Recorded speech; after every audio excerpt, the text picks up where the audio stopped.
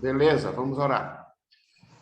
Amado Pai, Senhor, Criador, nós queremos agradecer ao Senhor por este dia que o Senhor nos concedeu, por esta noite que já se adentra. Ó Pai, nós queremos te agradecer por este rico momento onde nós podemos nos reunir para aprender mais da tua palavra. E é nesse sentido, Pai, é nesse desejo de aprendermos para melhor servir ao Senhor que nós pedimos que o Senhor nos abençoe. A cada um de nós aqui, nestas janelinhas, a cada um de nossas famílias aqui representados, a tua igreja, Pai, possamos aprender e servir o Senhor de acordo com a tua vontade, propagando o evangelho de nosso Senhor Jesus Cristo, o evangelho da salvação àqueles que estão em nossa volta. Abençoa, Pai, a teu servo Enio, que tem dedicado a vida a servir o Senhor através do teu reino aqui na terra, a tua igreja, nos ajudando, Pai, a cada dia. E que nós possamos, ao aprender, viver uma vida de santificação, buscando o Senhor, a vida que o Senhor promete na volta de Jesus. E naquele dia, possamos todos nós, em festa, estarmos à tua direita. Em nome de teu Filho Jesus, nós oramos. Amém. Amém. Amém. Bem, parece que estamos no capítulo 20, né? Versículo 27 de Lucas. Então, novamente, a meu modo de ver, Lucas está... Bem, ele está escrevendo a um tal de Teófilo, né? Que nós não sabemos quem é, mas...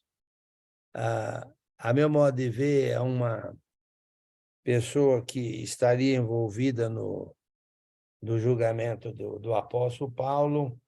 Não vou defender tese agora, certo? Mas ele, assumindo que isso é correto, né? A gente vê que ele escreveu sobre a restauração do reino, porque, na verdade, Paulo estava preso devido a acusações judaicas, principalmente de que ele era um traidor de Roma, ele estava conspirando contra Roma, esse tipo de coisa. Então, a gente nota, Teófilo, essa é uma tese minha, não estou defendendo, estou só explicando. Eu não sou o único que pensa assim. E ele, então, Lucas escreve a Teófilo 2 livros. Né? O primeiro livro, ele fala sobre o mestre de Paulo, que, na verdade, é um que veio restaurar o reino a Israel, assim eu entendo que é o contexto de Lucas, baseado no capítulo 1 de Atos. E o segundo livro de Atos é onde, então, Lucas escreve sobre as características. Não é como se fosse assim, como é que seria o processo de propagação da restauração, ok? Então, Jesus veio, explicou sobre a restauração aqui no livro de Lucas, mas olha só, Jesus não temos somente um evangelho, temos Mateus, Marcos, Lucas e João, mas Lucas estaria apresentando a esse Teófilo Jesus como um restaurador, batendo de frente com as acusações romanas, mas essa restauração, certo? Como seria? Como seria? Seria uma revolução? Seria uma conspiração contra o Império Romano? Aí, então, vem o segundo livro, mostrando como seria a restauração. E, a meu modo de ver, após esse elemento Teófilo, assumindo que ele estivesse defendendo Paulo, após ele entender esses dois livros e explicar, não tem como ninguém aceitaria a acusação de que Paulo seria um revolucionário contra o Império Romano. Não tem como. Não tem como. Eu não sou advogado, certo? Não quero agir como se fosse, mas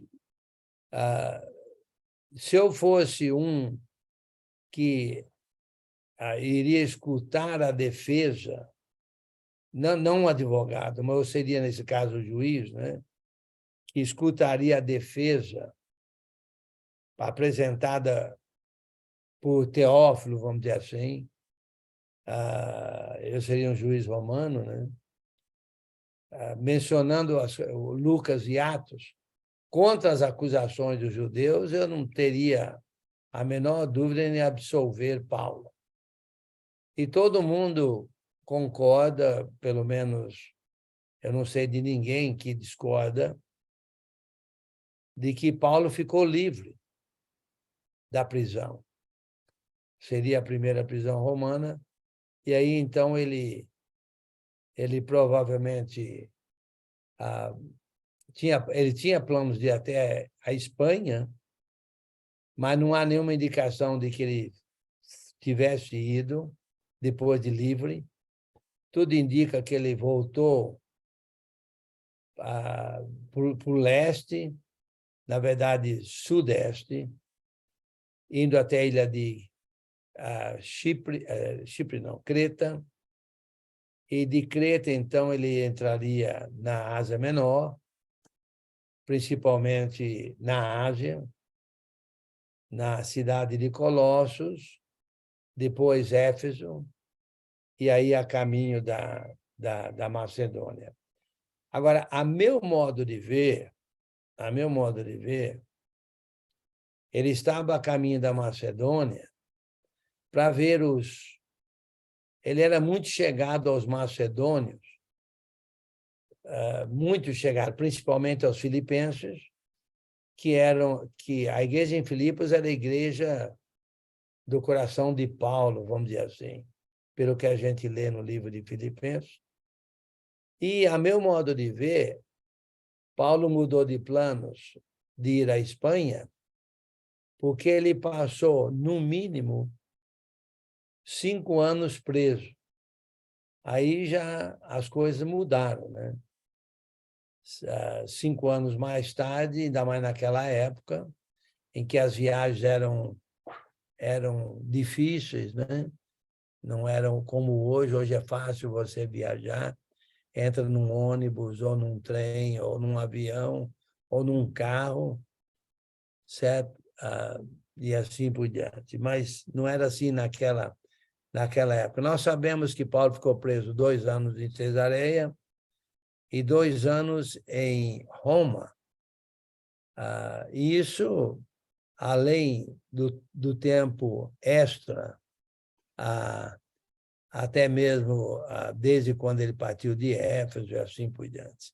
Então, eu diria que teria dado bem que uns 6, 7 anos, por aí, talvez. Vamos arredondar de 5 a 10, vai. Foi nesse período em que Paulo, então, teria escrito as 3 últimas cartas, né? 1 Timóteo, Tito e 2 Timóteo. Mas o livro de Lucas, então, já que é sobre restauração, então é como se fosse assim, tudo, entre aspas, na lei de Moisés, ou no reino, ok? Porque lá em Atos 1, diz restaurar o reino a Israel. Então, não é restaurar a lei de Moisés, restaurar o reino, incluindo a lei, ok? Então, nesse caso, muitos detalhes precisavam de ser restaurar todos os detalhes, certo? Há muita coisa restaurada. Então, quando você soma Lucas e Atos, você vê muita coisa aí, mas muita coisa, né? E, inclusive, eu li, eu não contei, mas eu li que Lucas foi quem mais escreveu no Novo Testamento, certo? Isso em termos de número de palavras.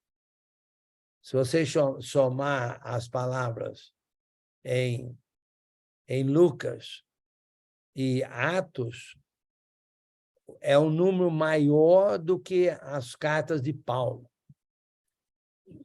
Para vocês aí que gostam de ficar me mordendo, vou dar uma tarefa para vocês, para contar as palavras de Lucas e Atos e ver se de fato conta as palavras das cartas de Paulo, ver de fato qual que é maior, ok? Viu? Tarefa. E eu sei quem é, para quem que eu estou dando, vocês, para quem eu estou dando essa tarefa, viu? Se você não me apresentar o número exato,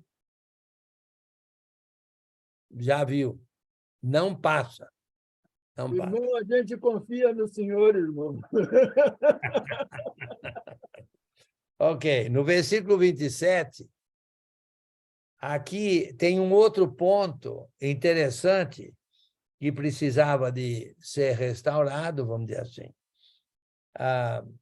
Alguém lê para nós do 27 ao 40, por favor.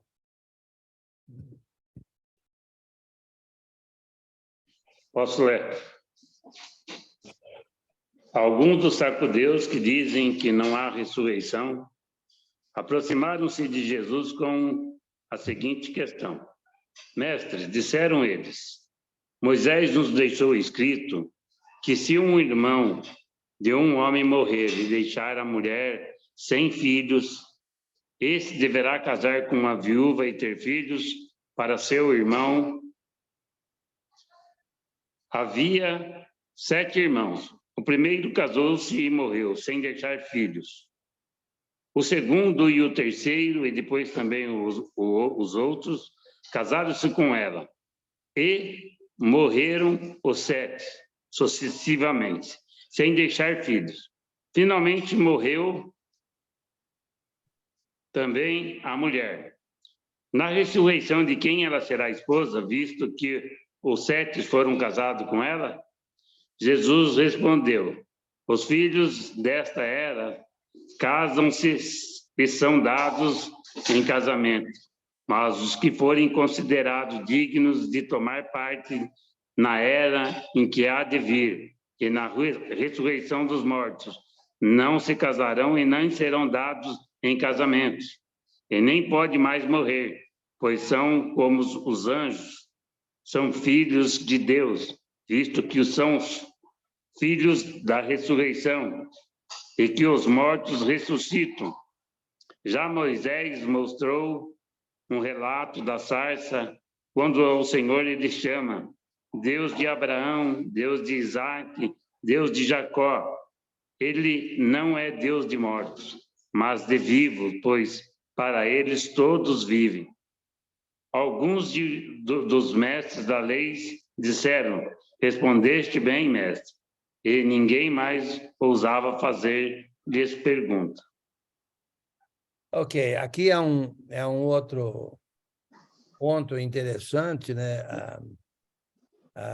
Tendo a ver com como seria né, o reino eterno, vamos dizer assim. Jesus está esclarecendo tudo sobre o reino. E é interessante, os saduceus não acreditavam na ressurreição, certo? Então, eles quiseram colocar Jesus na parede, vamos dizer assim.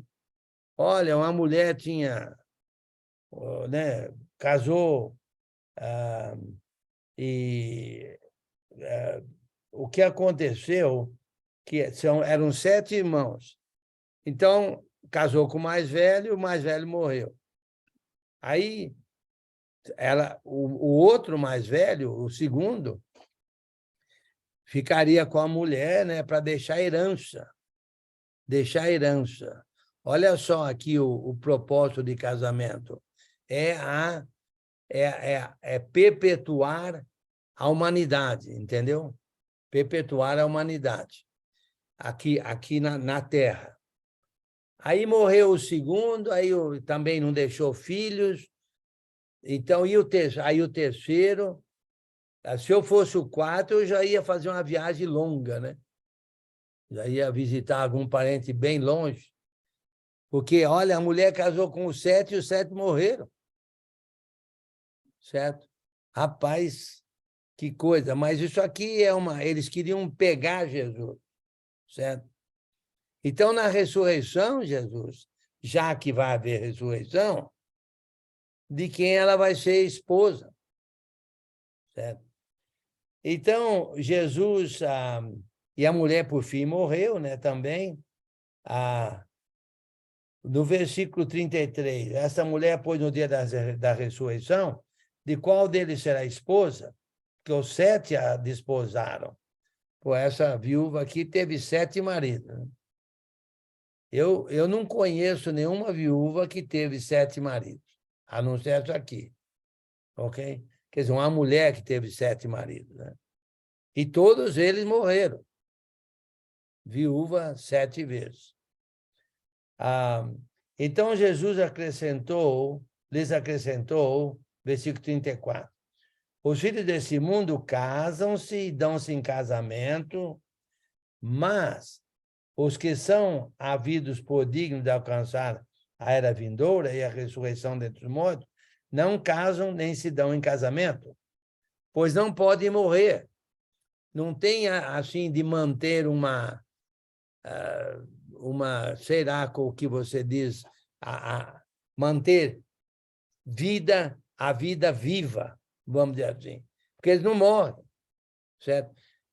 Por exemplo, a gente morre, então a gente deixa filho. Os filhos morrem, certo? Mas deixaram filhos.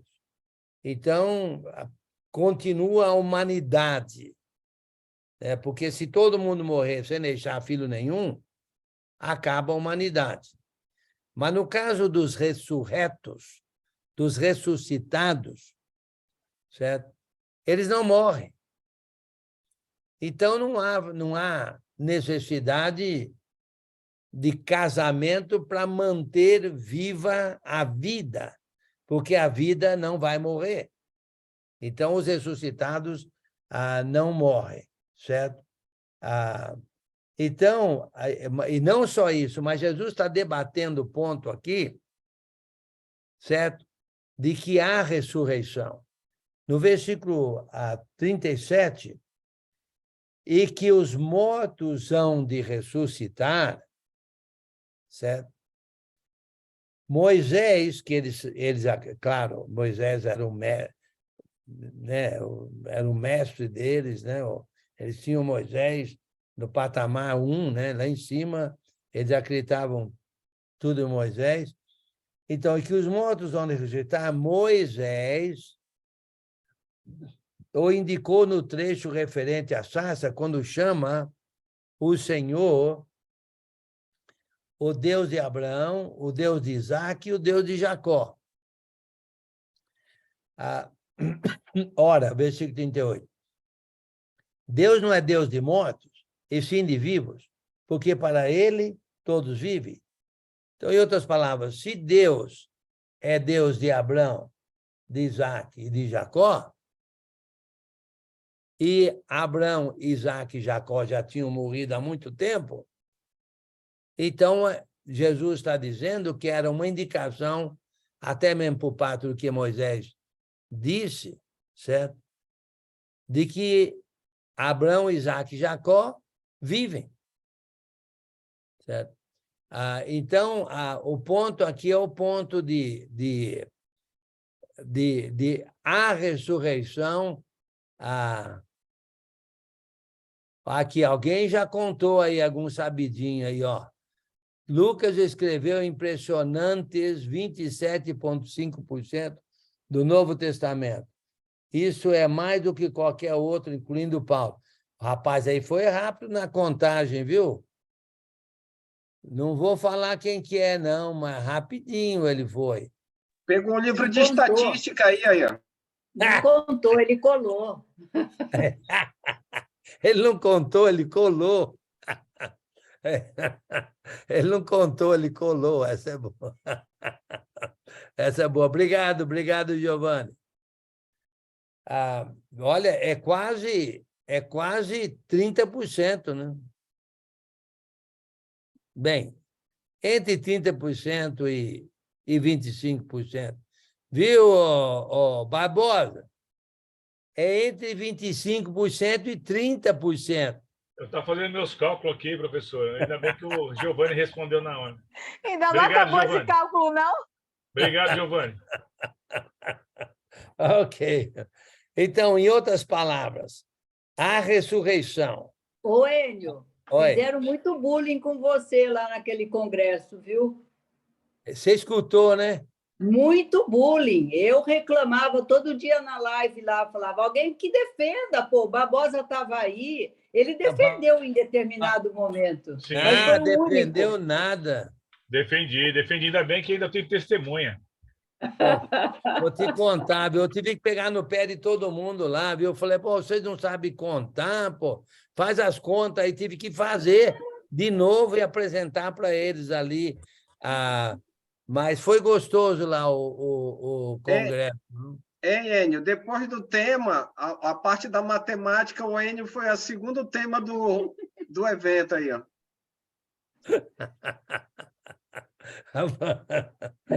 Vou te contar, viu? Foi bom lá. Então, um ponto aqui de restauração, um ponto para ficar claro no reino restaurado, que é onde nós estamos, é que vai haver ressurreição dentre os mortos. É interessante, a ressurreição não era muito tratada no Velho Testamento, a ideia de céu, a ideia de inferno. Você não vê isso muito tratado lá no Velho Testamento, certo? Então, Jesus aqui está deixando bem claro que vai haver ressurreição, certo? Vai haver ressurreição. E não vai haver, só que a ressurreição já é para a vida eterna, e não há casamento. Então, não tem com que se preocupar, não há com que se preocupar, certo? Com isso. E os saduceus precisavam entender que no reino restaurado, precisamos viver tendo em mente o fato que vai haver ressurreição, ok? Que vai haver ressurreição. Não é esse negócio de morreu, acabou tudo, não. A morte é o início. Não é bem o início, mas é o início do fim, né? Ou seja, da eternidade. E vai haver ressurreição. No versículo 41,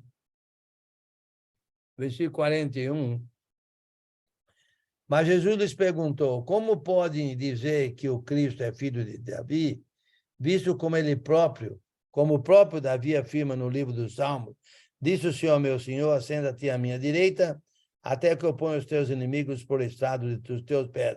Assim, pois, Davi lhe chama Senhor, e como pode ser ele seu filho? Olha, aqui, o raciocínio aqui naturalmente, é evidente, né? Que diziam que Jesus era filho de Davi. Mas espera aí, Jesus mesmo não chamou Jesus de Senhor? Como é que ele pode ser filho? Como é que Jesus pode ser filho de Davi? Olha, nesses dois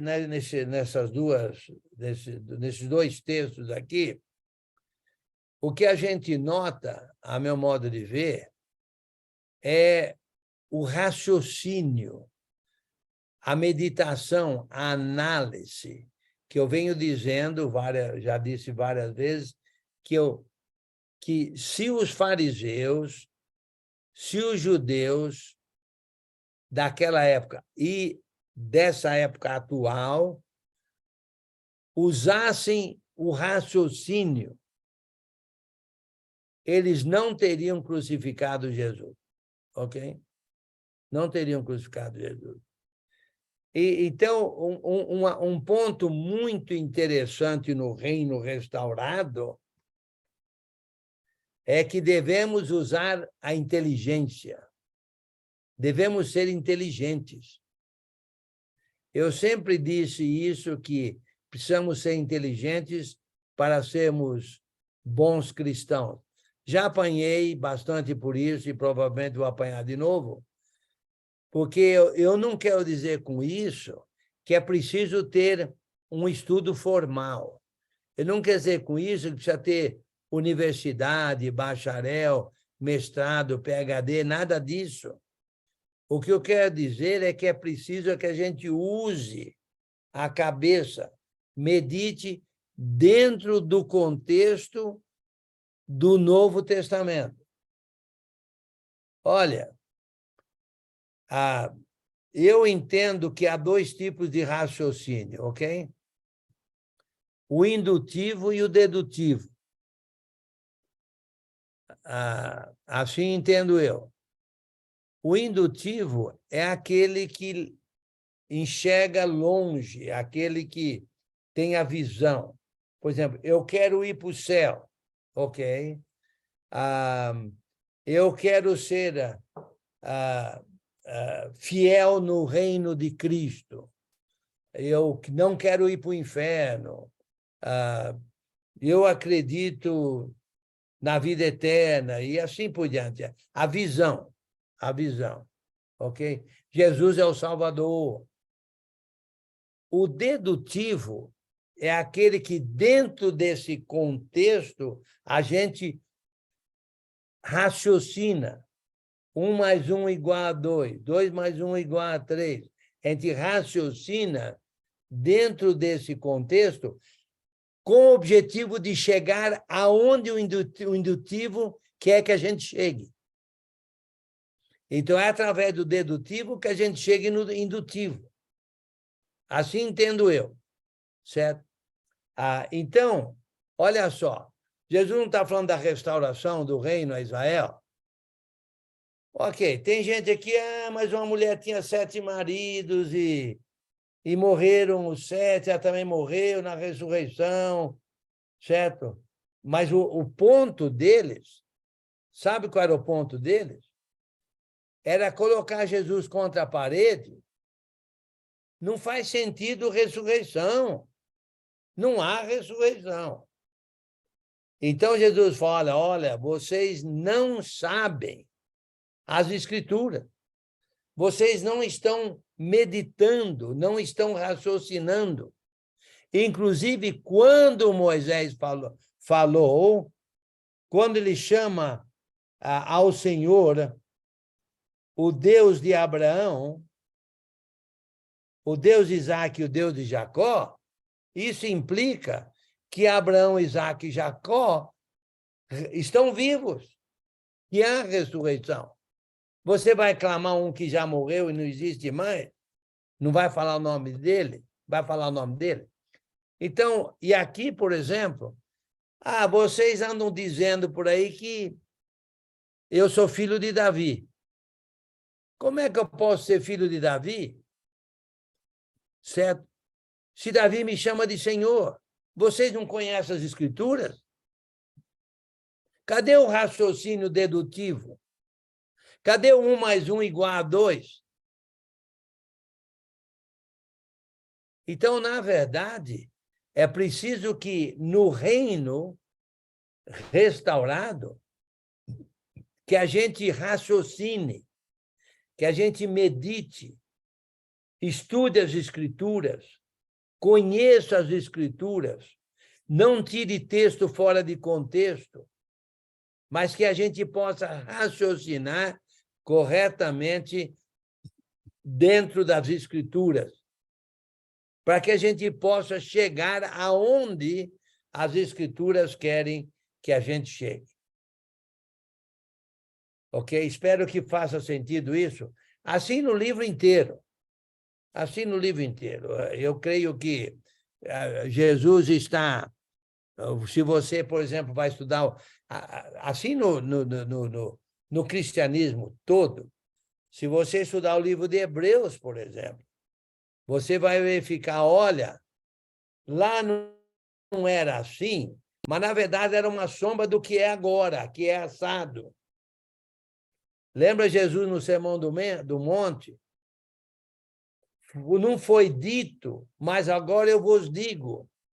Então, ele realmente está restaurando, mas ele está como se fosse assim, ligando coisa com coisa num sentido racional, entendeu?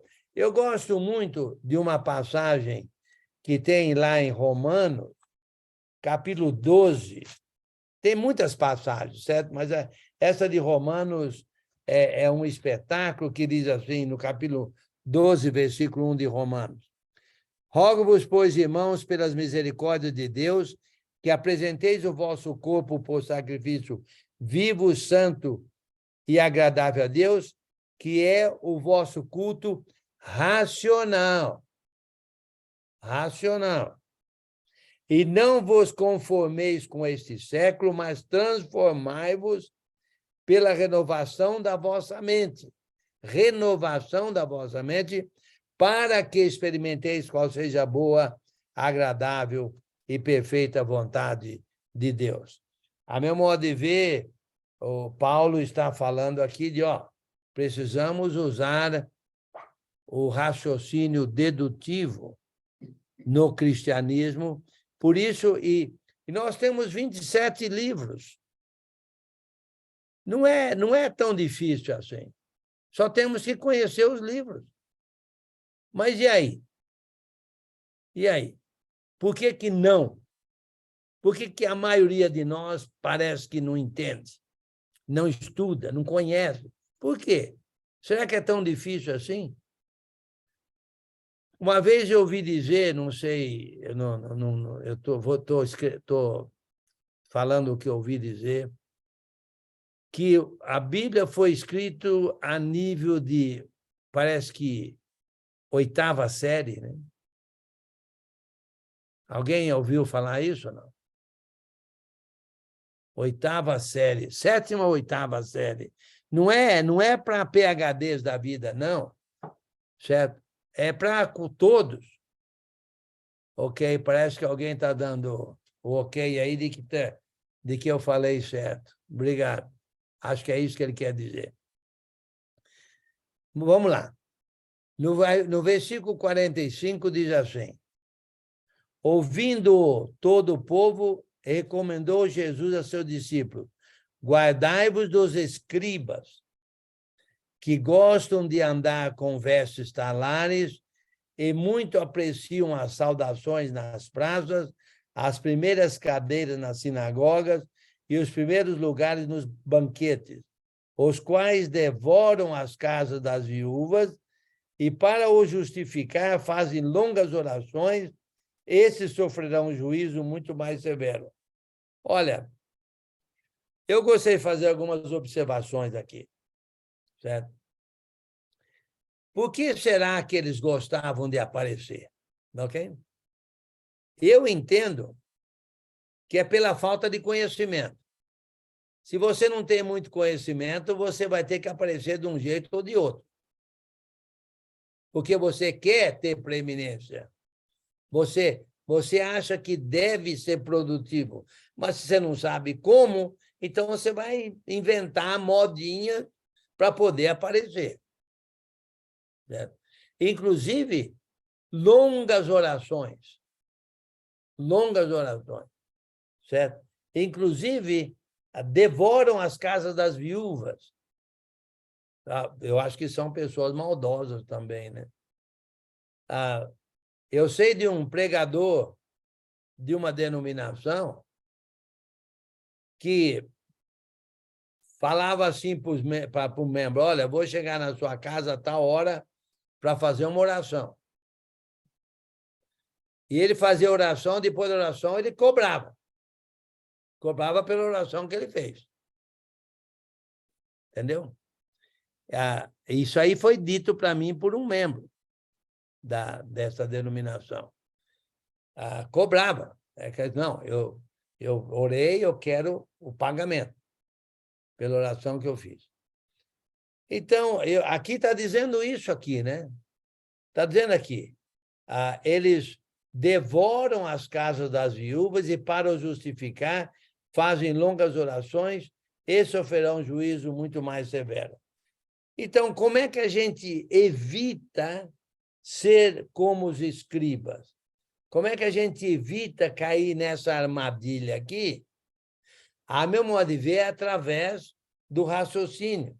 A meu modo de ver, é através da análise. A meu modo de ver, é através de 1 mais 1 igual a 2, no contexto dedutivo do cristianismo, que leva ao contexto indutivo, né? Ao raciocínio indutivo. Então, é preciso que a gente analise, use a cabeça no cristianismo. Infelizmente, tem muita gente que marca passo, e o famoso provérbio brasileiro, né? Empurrando com a barriga, né? Isso aí é triste. Fala, João. Irmão Enio, aqui em Porto Alegre, uma vez eu vi uma entrevista do jornalista, perguntou tinha um Moacir Sclier, era um judeu aqui de Porto Alegre, aqui, né? O cara é jornalista. Aí ele perguntou para ele, qual é o livro que o senhor mais leu? Eu li a Bíblia 9 vezes, e não existe livro mais coerente do que ela. Mas ele apenas leu, sabe? Como tu estás falando aí, ler e não entender e não amar, né? O que se vê hoje em dia, essa soma de 1 mais 2 para o mundo religioso é que dá dinheiro. Então, as pessoas vão criando igrejas para ver se mantém o seu sustento, e assim vai crescendo, né? O mundo de denominações, enquanto que a gente, como você falou, né? A gente somar isso aí, mas somar com fé em busca disso aí, enquanto a gente estiver respirando aí, para a gente concluir na vida espiritual, né? Nos olhos espirituais, né? Sim. Olha, eu creio que é uma questão simplesmente de usar a cabeça, né? Nós estamos aí, por exemplo, no Colheita Brasil, conversando com as igrejas individualmente. Vai demorar um bocado para conversar com todas elas, mas se cada cristão brasileiro contribuir R$7 por mês, nós vamos ter dinheiro suficiente para ajudar na propagação do evangelho às 6 capitais, enviar equipes, 18 equipes praticamente, às 6 capitais brasileiras que não têm igreja, porque em cooperação com outros irmãos, em parceria, assim por diante, R$7, o múltiplo de 7, quem dá 14 cobre para um que não daria. Mas por que um não daria R$7? R$7 é um dinheiro muito pequeno. Nessa viagem que eu fiz aí para o Nordeste, né, do Congresso, e depois eu fui ensinar lá no Ebenezer, lá num aeroporto aí, eu pedi um café. Quanto você acha que eu paguei no café? Eu vou chutar aqui, R$19. Não, saiu de graça para o Enio, saiu de graça. Ele deu carteirada lá da idade dele. Ele não pagou o café.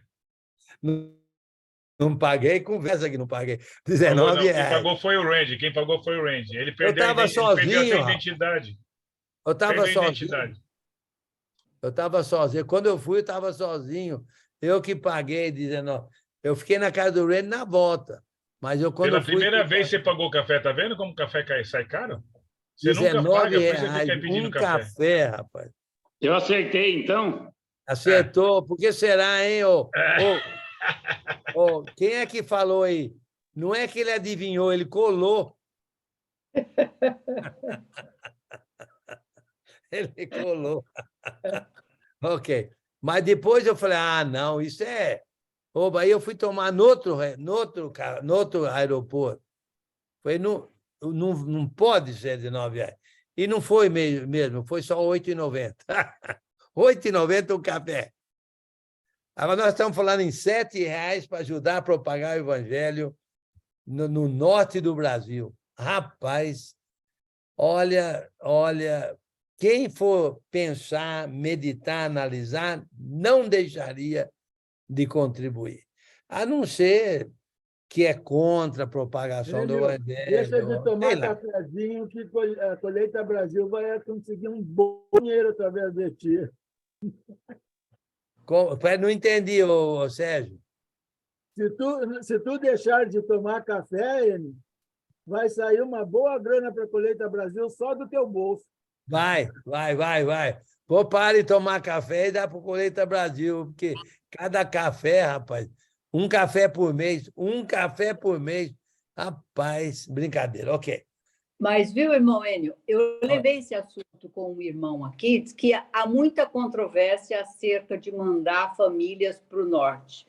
Eu não sei, porque daí tivemos que parar o assunto, que eu falei, por que aqui não se fala sobre isso? Né? Sim. Há controvérsia. Então, eu não sei se a controvérsia está em enviar famílias para lá, eu não sei que tipo de coisa. Eu também fico imaginando o que pode haver de mal nisso. Sim. Ou de errado. O que nós precisamos fazer, Maria Helena, você sabe que um plano grande assim vai ter, né? Precisamos aparar muitas arestas, não há dúvida quanto a isso, esse é o plano. Vamos aparando as arestas e tocando o barco para frente e fazendo.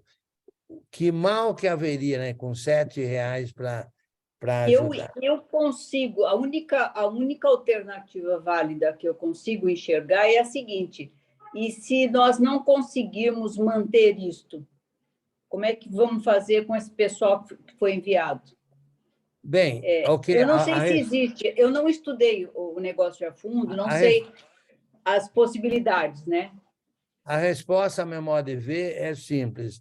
Os irmãos brasileiros devem assumir um compromisso, né, de ajudar na manutenção desses irmãos com essa quantia praticamente irrisória, né? Mas, por outro lado, se por uma razão ou outra, eu vou responder como eu acho. Se por uma razão ou outra, daqui 2 anos, o dinheiro parar, os pregadores são despedidos. Não tem mais dinheiro.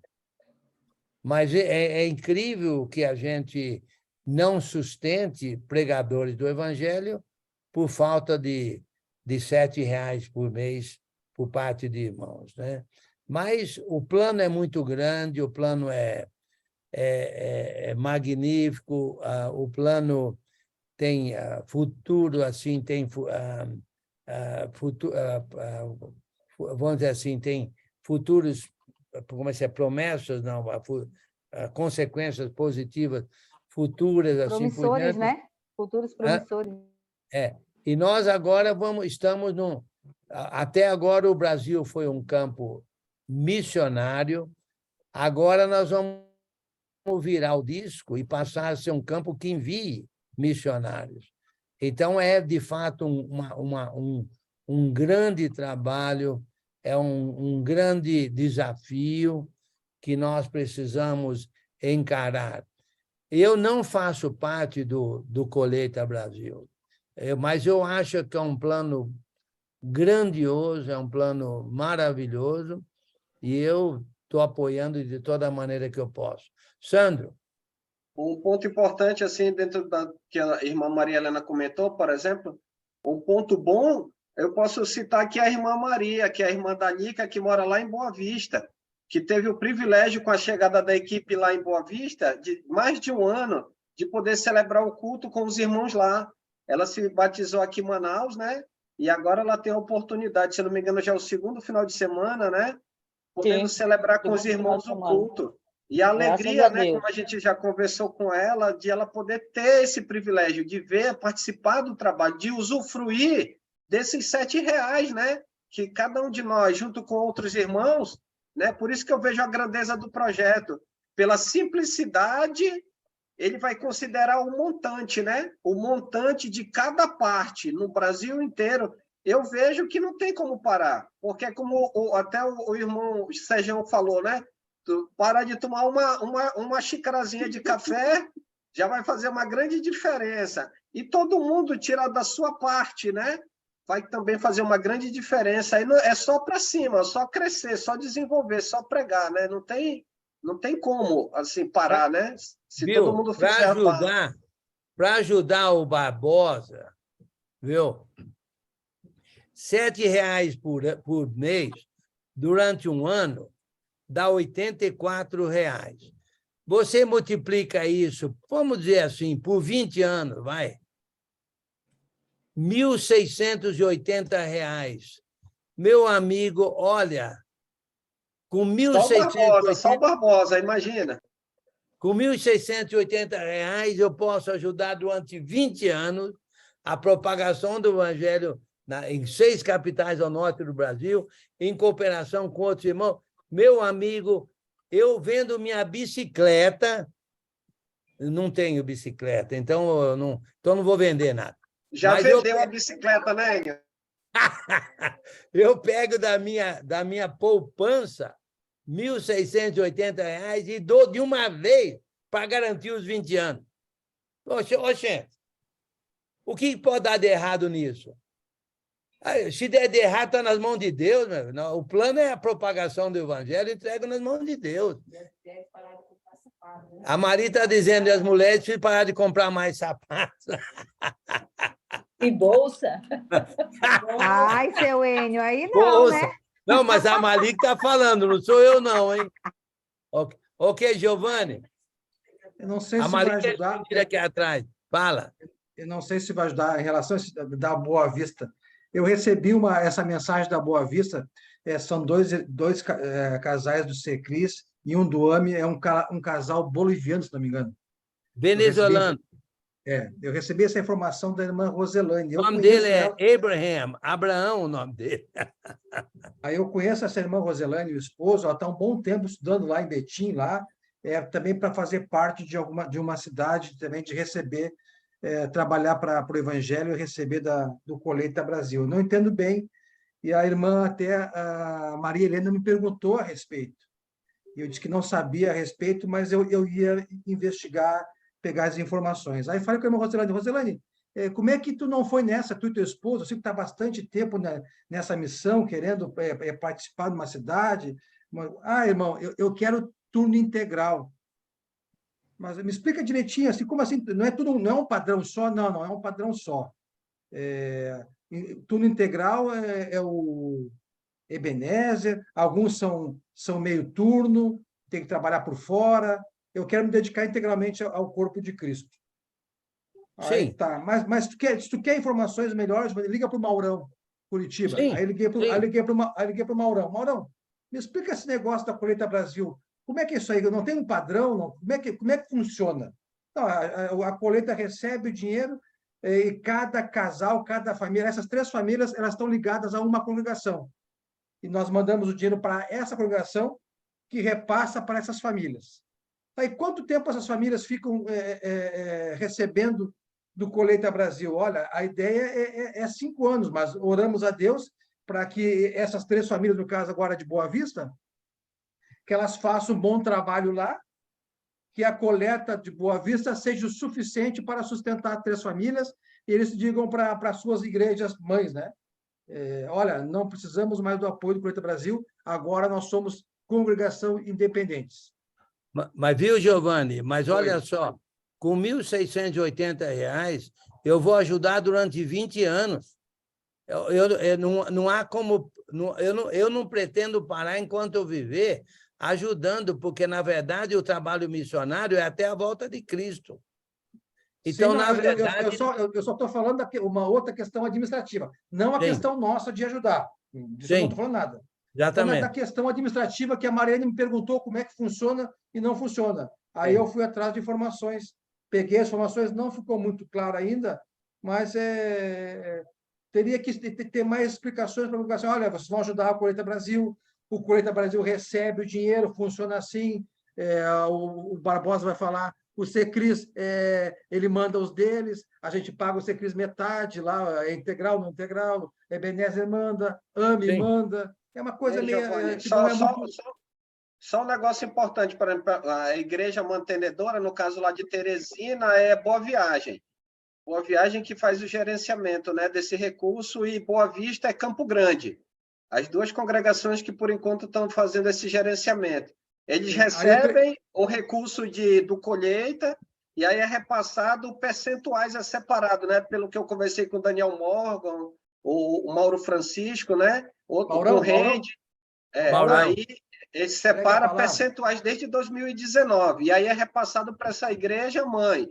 No caso, Campo Grande e Boa Viagem, para fazer o gerenciamento da Teresina, Pernambuco, né? No caso, Boa Viagem, e Campo Grande gerenciando a congregação agora lá de Boa Vista.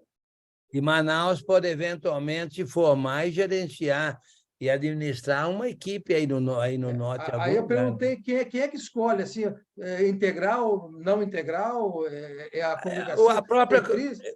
Eles mesmos, né? Isso aí é individual, isso aí...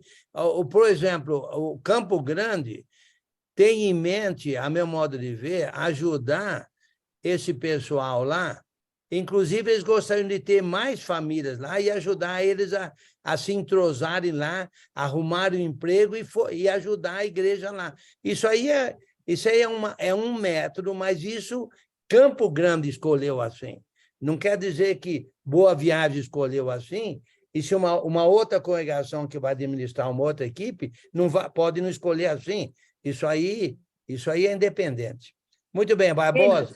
Enio, espera um pouquinho. Como que com 1.680 você vai manter uma família por 20 anos? Explique isso para mim. Não é uma família. Juntamente com outros que dariam R$7, durante 20 anos eu só teria que dar R$1.680 durante 20 anos. Tá, mas você e mais um monte de gente. Sim, mais outros, exatamente. Você sozinho não vai fazer verão. Não. Mas esse é o ponto. O ponto é trabalhar em conjunto, que o trabalho do cristianismo sempre foi em conjunto. Você vê, quando os irmãos da Judéia estavam necessitados, irmãos de Antioquia da Síria ajudaram, irmãos do centro da Ásia Menor ajudaram, irmãos da Macedônia ajudaram, irmãos da Acaia ajudaram. Então, na verdade, o trabalho é um trabalho em conjunto, sempre foi. Sempre foi. Então, 1.620 cada família está recebendo, é isso? Como? Não? Não. É a conta Moreno essa. 1.680, Giovanni, se você dá, eu dou, todo mundo tem que dar para você sustentar 20 anos uma família, entendeu? É um monte de gente, não é um só. Isso, a R$7 por mês. Lembrando que a conta é R$7 por mês, considerando esse total que o Enio falou, em 20 anos. Giovanni, se todo cristão brasileiro contribuísse com R$7 por mês, em 20 anos, ele teria contribuído somente R$1.680, e nós teríamos, durante 20 anos, feito esse trabalho não somente nas 6 capitais, como em outros lugares do Brasil. Se todo mundo aderisse. Se todo mundo ajudar. Exatamente. Sim. Entendeu? Vamos orar para essas três famílias aí, que a própria congregação local lá entenda o que é coleta e cresça, Sim, para eles se tornarem independentes o mais rápido possível. com certeza. Barbosa. Olha, sem causar polêmica, a gente fala assim, mas é verdade. Sem causar, mas causando. O projeto é bom. O que precisa ter é transparência nesse projeto. Sim. Eu falei para o Enio assim, se o projeto fosse do Enio, eu estou falando por mim, eu sou Enio Barbosa, eu não teria medo algum de entrar no projeto. Agora, quando as pessoas não têm transparência em mostrar o que está sendo feito, quando eu falo assim, ó, eu mandei o dinheiro lá para Boa Viagem e está mandando dinheiro para Teresina, como é que estão essas famílias lá? A gente não tem, ó, eu vou falar para vocês, eu estou falando porque eu estava com os irmãos que estão em Teresina. Não é fácil, irmãos, a gente sustentar lá e o dinheiro não dá, porque se você tem transparência, a pessoa, que nem esses casais que estão aí em Boa Vista estão pedindo recurso por fora. Lembra? Eu sempre falo com o Enio, falo assim, olha, às vezes você quer ajudar o irmão, mas o irmão tem vários recursos. A gente tem que tomar cuidado com isso. Porque R$7 não vai pesar para ninguém, concordo. Mas se o irmão tiver transparência nesse projeto, se torna fácil. Que nem a gente fica caindo na ladainha de casais, que nem, ó, sem arrumar polêmica. As mulheres teve um encontro aí, e aí teve uma mulher que entrou no grupo solicitando dinheiro de todas as mulheres. E aí foram perguntar de congregação que era essa mulher. Com 5 filhos, que não está passando fome, não sei o quê. Às vezes a gente não vai atrás, porque a gente tem um coração bom, a gente quer ajudar, assim como nós somos ajudados, não é verdade? O evangelho chegou até nós de graça, a gente quer fazer, eu entendo. Mas nós temos que tomar muito cuidado, nós temos que saber quem é o Giovanni, aonde o Giovanni congrega. Quem é Maria Helena? Maria Helena é da onde? Que igreja que ela é? Onde que ela congrega? Ela é uma desigrejada e está pedindo auxílio. Então a gente tem que tomar cuidado. Sabe por quê, irmãos? Nós, brasileiros, vamos aprender a ofertar. Se a gente começar a aprender a ofertar, isso aí é uma coisa gigante. Ah, o Enio, olha, se de cada um der 7, eu vou dobrar, porque o Enio tem um dinheiro aí guardado para poder investir, é que ele conseguiu um patrocínio, certo? Então, assim, Não é está fácil comigo, a gente... não. Não, eu sei, não está contigo, mas é intermédio de você. Então, assim, olha, a gente consegue. Entendeu? Então, a gente tem que tomar muito cuidado. Se você vai implantando, espera só um minutinho para me fechar. E, assim, temos que tomar cuidado quem nós ajudamos. Porque, ó, vou falar para vocês, hoje, eu estou falando aqui pela congregação onde eu estou, nós ofertamos mal, sabe por quê? Sabe por que foi a culpa? Dos americanos. O americano a vida inteira bancou tudo e eles não aprenderam a ofertar. E aí a gente tem que ficar mendigando. Então, assim, vamos orar para que o projeto seja tranquilo, Deus vai estar no controle, mas que a gente possa realmente não só implantar igrejas, mas cuidar das que tem, que estão morrendo. Essa é a minha preocupação. Implantar Como eu mencionei no começo, Barbosa, nós estamos passando por um processo de transição em que nós vamos ter que aprender muitas coisas, inclusive como ser uma igreja patrocinadora. A igreja de Boa Viagem é responsável pela equipe que está lá em Teresina. Se a equipe está passando a necessidade ou precisa de algum aumento de dinheiro, tem que conversar com a igreja da Boa Viagem, e a igreja de Boa Viagem, então, receberia um aumento do Colheita Brasil para ajudar as necessidades desse irmão. Então, nós precisamos de aparar arestas. Nós vamos ter coisas que nós vamos precisar solucionar uma de cada vez, porque é um plano gigante de uma transição grande. Nós não estamos, como você acabou de falar, nós não estamos acostumados a contribuir e nem estamos acostumados a patrocinar. Olha, eu sou um missionário patrocinado por uma igreja, por essa igreja agora, 18 anos. Por essa igreja agora, 18 anos. Se eu tiver qualquer problema, eu converso com a minha congregação. Entendeu? Mas é uma congregação tarimbada já. É uma congregação que faz trabalhos missionários em várias partes do mundo. Então, se a equipe de um local como Teresina está precisando de alguma coisa, teria que conversar com a igreja patrocinadora. E o dinheiro vem do Colheita Brasil, não é nem da igreja patrocinadora.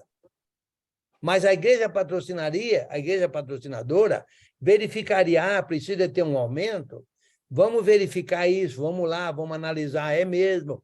E aí, então, apresentaria para o Colheita Brasil, que aumentaria o dinheiro. Então, nós precisamos de começar a aparar as arestas. Faz sentido o que eu quero dizer com aparar as arestas? Não? Sim. Maria Helena, faz sentido para você? Faz.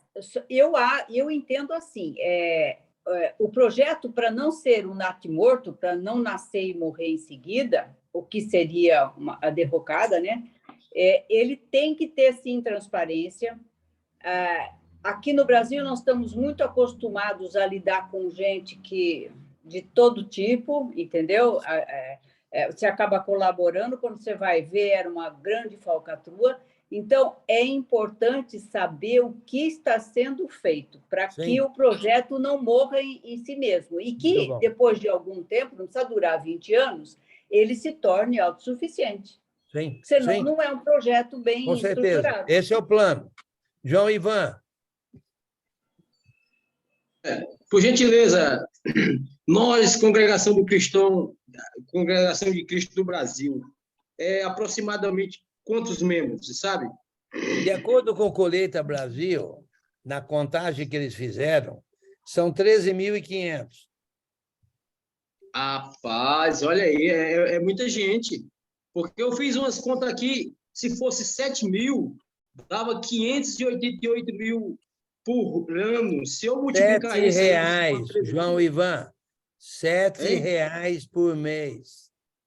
Não é 7 mil, R$7. Então... Multiplica 13 mil. Multiplica 13.500 por R$7, dá 1.134.000. Então, por ano. É porque eu tinha feito uma conta aqui achando que era 7 mil os membros, mas não, é R$7. Não, ele estava considerando a quantidade de irmãos de 7 mil. Aí tu já comunicou que é 13.500. Aí está fazendo um cálculo por 7 mil por baixo. Desculpa, ok. Então, você vê que se todo mundo se interessasse, se a gente aprende ali toda aquela situação que Paulo passou, sofrimento e tudo mais, vamos só lá em Filipenses mesmo, e o povo tinha que se interessar para a gente ajudar o próximo. É complicado, Sim. né? Muito bom. Giovanni, vamos terminando, já terminou nosso tempo aqui, hein?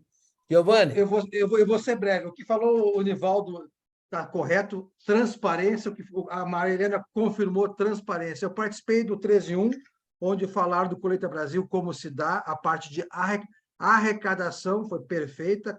Nós, o que arrecadar, nós americanos cobrimos, damos também, dobramos. Agora, assistiu o Ceará, a mesma coisa. O que falta no próximo seminário, eles dizer a prática. Olha, o que está sendo feito? Olha, Boa Vista tem tantas famílias, está recebendo tanto, nós temos tantas famílias aqui em São Paulo. Mostrar a prática, o que eles estão fazendo. Vou dar um exemplo aqui da congregação na Zona Sul. Depois que nós pegamos e publicamos a planilha da coleta, com extrato bancário, todas as saídas com notas fiscais, a coleta dobrou. Nós podemos pagar hoje para o nosso evangelista 4 mil por mês. É pouco ainda, e não é integral. Ele não trabalha integral só para a congregação, 4 mil por mês. Porque transparência, cada centavo, tudo com nota fiscal, à disposição de todos os irmãos, todo visitante. Chegou o Enio lá. Eu queria conhecer como é que você trabalha a parte de tesouraria. Está aqui, Enio, o que a gente arrecada por Pix e por dinheiro no gasofilácio, todas as notinhas fiscais, tudo aqui, o saldo direitinho. Os irmãos, depois dessa transparência à disposição, eles começaram a coletar. Olha, eu estou vendo que o meu dinheiro está sendo bem usado, está cumprido com a Bíblia. Então, o que falta para o colheita, eu acho que é isso, irmão Enio. No próximo seminário, coloque lá no quadro. Já sabemos como arrecadar. Cada um dá R$7, a gente paga o dobro. Agora, explica como é que estão a prática. Como é que está em Boa Vista? Eu estou chutando. Como é que está em Boa Vista as famílias? Como é que está em São Paulo? Como é que está... Onde tem família sendo sustentada pelo Brasil? Nos mostre e como é que é feito. E como é que está a família? Como é que vocês estão? Estão bem? Está passando trabalho? Está recebendo tudo direitinho? Está tendo sustento? Estão passando necessidade? Vocês têm que correr por fora aí, pedir ajuda ou está bem assistido? Giovanni, eu gostaria de aconselhar você, já que você conversou com o Mauro, que o Mauro é o encarregado do Colheita Brasil aqui no Brasil, e o Dan Morgan lá nos Estados Unidos, vamos dizer assim, porque foi o Dan Morgan que iniciou isso. Fale isso para o Mauro, o que você acabou de falar, viu? Vou falar. Viu? Faça favor, fala isso. Vou sugerir no próximo seminário eles fazerem uma demonstração da prática, como é que está o Colheita Brasil na prática. Vocês estão arrecadando quanto e estão distribuindo quanto? Uma demonstração financeira, né, detalhada. Vocês estão todos certos, viu? E são arestas que nós precisamos, porque é um pulo muito grande que nós estamos dando de ser uma igreja, um país de campo missionário, de receber, vamos passar a ser um país que vai enviar missionários. Então, o pulo é muito grande e precisamos da colaboração de todos, inclusive para podermos aparar muito bem as arestas, ok? Bem, obrigado pela participação de todos. Nós terminamos o capítulo, né? Na próxima semana, o próximo capítulo, que eu fechei minha Bíblia, que seria capítulo 21. 21, na próxima semana, se Deus quiser, ok? Um convite para segunda-feira iniciarmos a primeira carta aos Tessalonicenses com o tal Diênio Latorre, às 19h30. Está sacramentado já? Sim, sacramentado. Já. A minha chefe, a Lica, já bateu o martelo, já avisou o dono. A Lica já assinou a ata. A Lica já assinou a ata. Ok. Quem é que vai fazer a oração final? É Renato? É? Obrigada, Enio. Obrigada pela aula. Opa, obrigado a vocês por participarem, viu? Obrigada, seu Enio. Obrigado. Amém. Okay, irmãos, falamos 23 minutos de Colheita Brasil. A irmã Ângela aí conseguiu ouvir a gente? Ela estava tentando aí. Não, tá ouvindo? Que bom, seja bem-vinda aí, viu? Vamos orar. Santo Deus, amado Pai, graças te damos sempre, Pai. Obrigado por mais esse estudo que tivemos. Obrigado por essa comunhão, por essa alegria. Nos ajude, Pai, a ser mais espirituais, a pensar na ressurreição, no mundo por vir, junto com o Senhor, onde não vai ter casamento, não vai ter nada físico, não vai ter despesa, nem coleta, nem despesa, né? E tudo será lindo e maravilhoso. Abençoe esse Colheita Brasil, dá mais transparência que nem as pessoas querem, para que as pessoas se encorajem cada vez mais a ofertar. E que tudo seja feito do coração, não por imposição, nem por nenhuma outra situação. Abençoe essas equipes que estão indo, que as que ainda vão ir. Nos ajude a mantê-las lá. Em nome de Jesus, que morreu na cruz pelos nossos pecados, é que oramos sempre agradecidos. Amém. Bem. Ô, Renato, teve alguém aí que é visitante que... Eu não sei, essa irmã Ângela aí, ela chegou a digitar algumas coisas que não estava ouvindo. A Ângela aí. Agora, Ângela, fale. Boa noite a todos. Agora estou conseguindo ouvir direitinho. Boa Cheguei noite. quase no final. Hoje se eu fosse... O nosso estudo não é sobre Colheita Brasil, é sobre Lucas, mas como tivermos aí várias perguntas, vários comentários, mas o nosso estudo é sobre o livro de Lucas, mas nós pretendemos, como falei, aparar arestas e queremos que cada congregação tenha uma pessoa que possa esclarecer para a congregação, para que haja uma transparência até mesmo local. Mas obrigado pela participação, que Deus abençoe vocês todos. Obrigada, irmão Enio. Amém, obrigado, irmão. Irmã Ângela, você é de que cidade, irmã Ângela? A colheita... Boa noite, pessoal. Boa noite. Boa noite. Ela é de Macaé, Colheita Alessandro. Brasil, para informações gerais para todo o Brasil, né? Podia ter um canal do Zoom do Colheita Brasil para informações. Saiu, né? Seria bom para dar sugestão, informação. E nem tá a gente aqui, olha como juntou a gente aqui. Uma vez por semana. Vamos dar essa ideia para o Mauro. Quem tivesse lá e agilizava aí. Tá bom, até amanhã, gente. Amanhã tem Boa noite, seu Mindo. grande professor. Boa noite. Aí, Ô, Marli. o professor titular da área agora, hein? Professor? Marli, Vai na eu tentei área. ligar para você lá de Patos, fizeram uma pé de frango lá para nós, viu, meu Boa amigo? noite. Para sonhar minhas lombrigas, né? Sonhar suas lombrigas. Boa noite, seu É Mindo. patos e faz frango, rapaz. Lá já fazer pato. Não, pé de pato é duro pra caramba, é pé de frango. Pé de frango. É verdade. Eu concordo com o Renato, era para ser pato, né? Não tem pato lá. Lá não tem pato. Em Patos não tem pato, gente. Não tem Eu pato. vou levar. Já comeram todos os patos, foi. Não chocaram nem o ovo. Amanhã tem Júnior. Amanhã tem Júnior. Tem o sabidinho amanhã, o sabidinho. Amanhã é o sabidão. Aparece amanhã aí, dona agora. Marli, Não, seu Enio é o sabidão. deu trabalho lá, viu, Marli, em Fortaleza. Tive que tomar conta desse velhinho.